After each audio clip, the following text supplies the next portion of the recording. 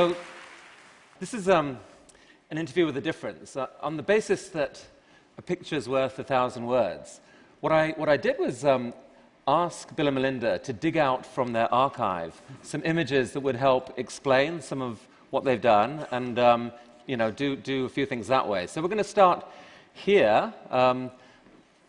Melinda, when and where was this, and who is that handsome man next to you? With those big glasses, huh? This is in Africa, our very first trip, the first time either of us had ever been to Africa in the fall of 1993. We were already engaged to be married. We married a few months later. And this is the trip where we really went to see the animals and to see the savannah. It was incredible. Bill had never taken that much time off from work. But what really touched us actually were the people. And the extreme poverty. We started asking ourselves questions. Does it have to be like this? And at the end of the trip, we went out to Zanzibar and took some time to walk on the beach, which is something we'd done a lot while we were dating. And we'd already been talking about during that time that the wealth that had come from Microsoft would be given back to society. But it was really on that beach walk that we started to talk about, well, what might we do and how might we go about it? So given that this vacation led to the creation of the world's biggest private foundation. It's pretty expensive as vacations go. I guess so. We enjoyed it. Which of you was the key instigator here? Or was it symmetrical? Well, I think we were excited that there'd be a phase of our life where we'd get to work together and figure out how to give this money back. At this stage, we were talking about the poorest and what could you have a big impact on them? Were there things that weren't being done? There was a lot we didn't know. Our naivete is pretty incredible when we look back on it. But we had a certain enthusiasm that would be the phase, the post-Microsoft phase would be our philanthropic mentorship. Yeah, which Bill always thought was going to come after he was 60. So he hasn't quite hit 60 yet. So some things changed along the way. Oh, so it started there, but it got accelerated. That was 93, and then it was 97 really before the foundation itself started. Yeah, in 97 we read an article about diarrheal diseases killing so many kids around the world, and we kept saying to ourselves, well, that can't be. In the US, you just go down to the drugstore, and so we started gathering scientists and started learning about population, learning about vaccines, learning about what had worked and what had failed, and that's really when we got going, was in late 1988, 1999. So you've got a big pot of money and a world full of so many different issues. How on earth do you decide what to focus on? Well, we decided that we'd pick two causes, whatever the biggest inequity was globally, and there we looked at children dying, children not having enough nutrition to ever develop, and countries that were really stuck because with that level of death, and parents would have so many kids that they'd get huge population growth, and that the kids were so sick that they really couldn't be educated and lift themselves up. So that was our global thing, and then in the US, both of us had amazing educations, and we saw that as the way that the U.S. could live up to its promise of equal opportunities by having a phenomenal education system. And the more we learned, the more we realized that we're not really fulfilling that promise. And so we picked those two things, and everything the foundation does are focused there. So I asked each of you to pick an image that you like that illustrates your work, and Melinda, this was what you picked. Yeah. What's this about? So one of the things I love to do when I travel is to go out to the rural areas and talk to the women, whether it's Bangladesh, India, lots of countries in Africa, and I go in as a Western woman without a name. I don't tell them, who I am, pair of khakis, and I kept hearing from women over and over and over the more I traveled of, I want to be able to use this shot. I would be there to talk to them about childhood vaccines, and they would bring the conversation around to, but what about the shot I get, which is an injection they were getting called Depo-Provera, which is a contraceptive. And I would come back and talk to global health experts, and they'd say, oh no, contraceptives are stocked in the developing world.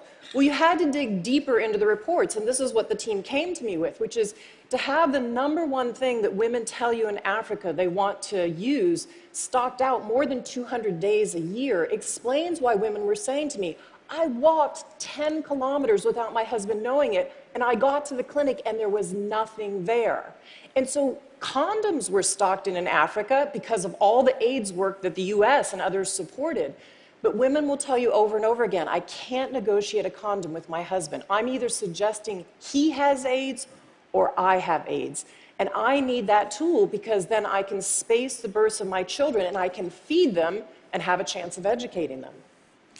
Melinda, you're Roman Catholic, and you've often been embroiled in controversy over this issue and on the abortion question, on both sides, really. How do you navigate that? Yeah, so I think that's a really important point, which is we had backed away from contraceptives as a global community. We knew that 210 million women were saying they wanted access to contraceptives, even the contraceptives we have here in the United States. And we weren't providing them because of the political controversy in our country. And to me, that was just a crime. And I kept looking around trying to find the person that would get this back on the global stage. And I finally realized I just had to do it. And even though I'm Catholic, I believe in contraceptives, just like most of the Catholic women in the United States who report using contraceptives.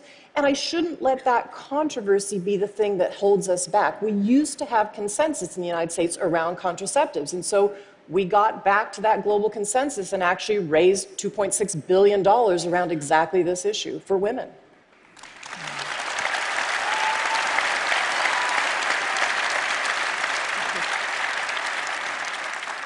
Bill, this is your graph. What's this about? Yeah, well, my graph has numbers on it. I really like this graph. This is the number of children who die before the age of 5 every year. And what you find is, really a phenomenal success story, which is not widely known, that we are making incredible progress. We go from 20 million not long after I was born to now we're down to about 6 million. So this is a story largely of vaccines. Smallpox was killing a couple million kids a year. That was eradicated, so that got down to 0. Measles was killing a couple million a year. That's down to a few 100,000. Anyway, this is a chart where you want to, get that number to continue, and it's going to be possible using science of new vaccines, getting the vaccines out to kids. We can actually accelerate the progress. The last decade, that number has dropped faster than ever in history. And, so I just love the fact that you can say, okay, if we can invent new vaccines, we can get them out there, use the very latest understanding of these things, and get the delivery right, that we can perform a miracle. I mean, you do the math on this, and it works out, I think, at literally thousands of kids' lives saved every day compared to the prior year. It's not reported. An airliner with 200 plus deaths is a far, far bigger story than that. Does that drive you crazy? Yeah, because it's a silent thing going on. It's one kid at a time. This 98% of this has nothing to do with natural disasters, and yet people's charity when they see a natural disaster are wonderful. It's incredible how people think, okay, that could be me, and the money flows. These causes have been a bit invisible. Now that the Millennium Development Goals and various things are getting out there, we are seeing some increased generosity. And so, the goal is to get this well below 1 million, which should be possible in our lifetime. Maybe it needed someone who was turned on by numbers and graphs rather than just the big sad face to get engaged. I mean, you've used it in your letter this year. You used basically this argument to say that aid, contrary to the current meme that aid is kind of worthless and broken, that actually it has been effective. Yeah, well, people can take there is some aid that was well-meaning and didn't go well. There's some venture capital investments that were well-meaning and didn't go well. That you shouldn't just say, okay, because of that, because we don't have a perfect record, this is a bad endeavor. You should look at, what was your goal? How are you trying to uplift nutrition and survival and literacy so these countries can take care of themselves and say, wow, this is going well, and be smarter. We can spend aid smarter. It is not all a panacea. We can do better than venture capital, I think, including big hits like this. Now, traditional wisdom is that it's pretty hard for married couples to work together. How have you guys managed it? Yeah, I've had a lot of women say to me, I really don't think I could work with my husband. That just wouldn't work out. You know, we enjoy it, and we don't. This foundation has been a coming to for both of us, and it's a continuous learning journey. And we don't all travel together as much for the foundation, actually, as we used to when Bill was working at Microsoft. We have more trips where we're traveling separately, but I always know when I come home, Bill's going to be interested in what I learned, whether it's about women or girls or something new about the vaccine delivery chain or this person that is a great leader. He's going to listen and be really interested. And he knows when he comes home, even if it's to talk about the speech he did or the data or what he's learned, I'm really interested. And I think we have a really collaborative relationship, but we don't spend every minute together, that's for sure. But now you are, and we're very happy that you are. Look, I mean, Melinda, early on, you were basically largely running the show. 6 years ago, I guess, Bill came on full-time, so moved from Microsoft and became full-time. That must have been hard, adjusting to that, no? Yeah, I think actually for the foundation employees, there was way more angst for them than there was for me about Bill coming. I was actually really excited. I mean, Bill made this decision even obviously before it got announced in 2006, and it was really his decision. But again, it was a beach vacation where we were walking on the beach and he was starting to think of this idea. And for me, the excitement of Bill putting his brain and his heart against these huge global problems, these inequities, to me, that was exciting. Yes, the foundation employees had angst about that. That's cool. But that went away within 3 months once he was there. Including some of the employees. That's what I said, the employees. It went away for them 3 months after we were there. Oh, the employees didn't go away. No, a few of them did, but... So what do you guys argue about? Like, you know, Sunday, 11 o'clock, you're away from work, you know, what comes up? What's the argument?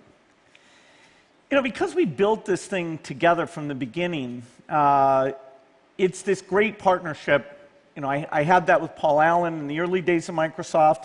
I had it with Steve Ballmer as Microsoft got bigger, and now Melinda, in an even stronger, equal way, is the partner. So we talk a lot about which things should we give more to, which groups are working well.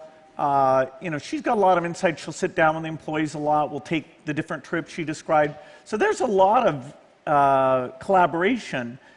I can't think of anything where one of us had a super strong opinion about, about one thing or another. How about you, Melinda, though? Can you? You never know. Well, here's the thing. We come at things from different angles, and I actually think that's really good. So Bill can look at the big data and say, I want to act based on these global statistics. For me, I come at it from intuition. I meet with lots of people on the ground, and Bill's taught me to take that and read up to the global data and see if they match. And I think what I've taught him is to take that data and meet with people on the ground to understand, can you actually deliver that vaccine? Can you get a woman to accept those polio drops in her child's mouth? Because the delivery piece is every bit as important as the science. So I think it's been more a coming to over time towards each other's point of view. And quite frankly, the work is better because of it. So, I mean, in vaccines and polio and so forth, you've had some amazing successes.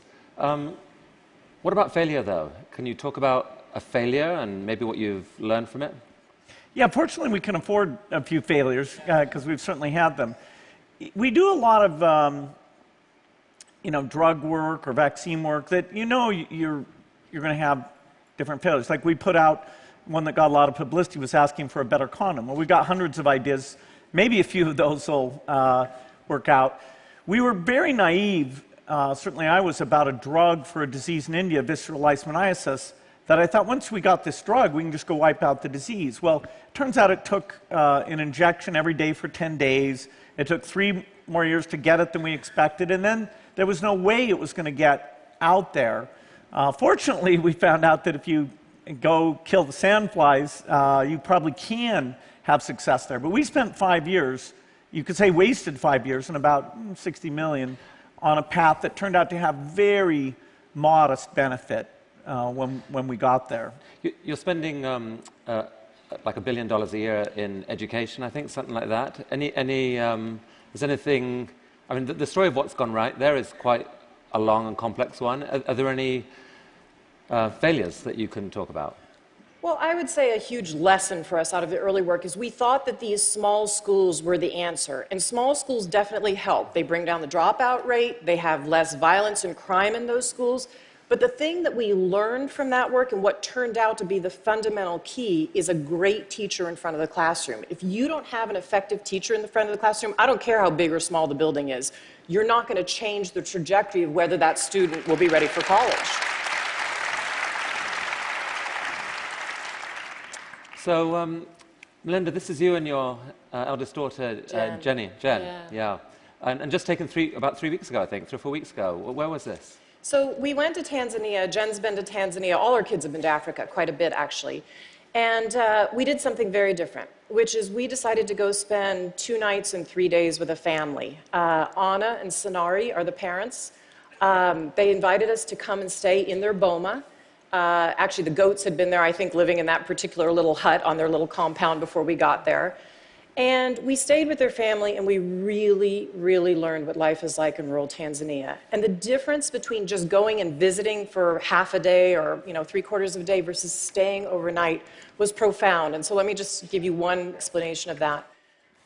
They had 6 children, and as I talked to Anna in the kitchen, we cooked for about 5 hours in the cooking hut that day. And as I talked to her, she had absolutely planned and spaced with her husband the births of their children. It was a very loving relationship. This was a Maasai warrior and his wife, but they had decided to get married. They clearly had respect and love in the relationship. Their children, their 6 children, the 2 in the middle were twins, 13, a boy and a girl named Grace. And when we go out to chop wood and do all the things that Grace and her mother would do, Grace was not a child, she was an adolescent, but she wasn't an adult. She was very, very shy. So she kept wanting to talk to me and Jen. We kept trying to engage her, but she was shy. And at night, though, when all the lights went out in rural Tanzania, and there was no moon that night, the first night, and no stars, and Jen came out of our hut with her REI little headlamp on, Grace went immediately and got the translator, came straight up to my Jen and said, "When you go home, can I have your headlamp so I can study at night?" Oh, wow. And her dad had told me how afraid he was that unlike the son who'd passed his secondary exams, because of her chores, she'd not done so well and wasn't in the government school yet. He said, "I don't know how I'm going to pay for her education. I can't pay for private school, and she may end up on this farm like my wife." So they know the difference that an education can make in a huge, profound way. I mean, this is another pic of your other 2 kids, Rory and Phoebe, along with Paul Farmer. I mean, bringing up 3 children when you're the world's richest family seems like a social experiment without much prior art. How have you managed it? What's been your approach? Well, I'd say overall, the kids get a great education, but you've got to make sure they have a sense of their own ability and what they're going to go and do. Our philosophy has been, to be very clear with them, most of the money's going to the foundation and, help them find something they're excited about. We want to strike a balance where they have the freedom to do anything, but not sort of a lot of money showered on them so that they could go out and do nothing. And so far, they're, fairly diligent, excited to, pick their own direction. I mean, you've obviously, you've guarded their privacy carefully for obvious reasons. I'm curious why you've given me permission to show this picture now here at TED. Well, it's interesting. As they get older, they so know that our family belief is about responsibility, that we are in an unbelievable situation just to live in the United States and have a great education. And we have a responsibility to give back to the world. And so as they get older, and we are teaching them, they have been so many countries around the world, they're saying, we do want people to know that we believe in what you're doing, Mom and Dad, and it is okay to show us more. So we have their permission to show this picture, and I think Paul Farmer is probably going to put it eventually in some of his work, but they really care deeply about the mission of the foundation, too. I mean, you've easily got enough money, despite your vast contributions to the foundation, to make them all billionaires. Is that your plan for them? Nope. No, they won't have anything like that. They need to have a sense that their own work is meaningful and important. And we read an article actually before we got married, where Warren Buffett talked about that, and we're quite convinced that it wasn't a favor either to society or to the kids. Well, speaking of Warren Buffett, something really amazing happened in 2006 when somehow your only real rival for richest person in America suddenly turned around and agreed to give 80% of his fortune to your foundation. How on earth did that happen? I guess there's a long version and a short version of that. We've got time for the short version. All right. Well, Warren was a close friend, and he was going to have his wife, Susie, give it all away. Tragically, she passed away before he did. And he's big on delegation, and he said... Tweet that. You know, if he's got somebody who's doing something well and, you know, is willing to do it at no charge, maybe that's okay. But we were stunned. You know, we had never Totally stunned. Expected it, and it has been unbelievable. It's allowed us to increase our ambition in what the foundation can do quite dramatically. I mean, it's half the resources we have come from Warren's mind-blowing generosity. I mean, I think you've pledged that by the time you're done, more than, or 95% of your wealth will be given to the foundation. Yes. And since this relationship, yeah, it's amazing. And recently, you and Warren have been going around trying to persuade other billionaires and successful people to pledge to give more than half of their assets for philanthropy. How is that going? Well, we've got about 120 people who've now taken this giving pledge. The thing that's great is that we get together yearly and talk about, okay, do you hire staff? What do you give to them? We're not trying to homogenize it. I mean, the beauty of philanthropy is this mind-blowing diversity. People give to some things, we look and go, wow. But that's great. That's the role of philanthropy, is to pick different approaches, you know, including even in one space like education. We need more experimentation. But it's been wonderful meeting those people, sharing their journey to philanthropy, how they involve their kids where they're doing it differently. And it's been way more successful than we expected. Now it looks like it'll just keep growing in size in the years ahead. And Sorry, go. Having people see that other people are making change with philanthropy. I mean, these are people who have created their own businesses, put their own ingenuity behind incredible ideas. If they put their ideas and their brain behind philanthropy, they can change the world. And they start to see others doing it and saying, wow, I want to do that with my own money. And to me, that's the piece that's incredible. It seems to me it's really hard for some people to figure out even how to remotely spend that much money on something else. I mean, there are probably some billionaires in the room and certainly some successful people. I'm curious, can you make the pitch? What's the pitch? Well, it's the most fulfilling thing we've ever done. And, you know, you can't take it with you. And if it's not good for your kids, you know, then let's get together and brainstorm about, you know, what can be done. The world is a far better place because of the philanthropists of the past. And the U.S. tradition here, which is the strongest, is the envy of the world. And part of the reason I'm so optimistic is because I do think philanthropy is going to grow and take some of these things government's just not good at working on and discovering and shine some light in the right direction. The world's got this terrible growing inequality problem that seems structural. It does seem to me that if more of your peers took the approach that you two have made, it would make a dent both in that problem and certainly in the perception of that problem. Is that a fair comment? Oh, yeah, if you take from the most wealthy and you give to the least wealthy, it's good. It kind of tries to balance that, and that's just. But you change systems. I mean, in the U.S., we're trying to change the education system so it's just for everybody and it works for all students. I mean, that, to me, really changes the inequality balance. That's the most important. Well, I really think that most people here and many millions around the world are just in awe of the trajectory your lives have taken and the spectacular degree to which you have shaped the future. Thank you so much for coming to TED and for sharing Thank with you. us, for all you do. Thank you. Thanks. Come back.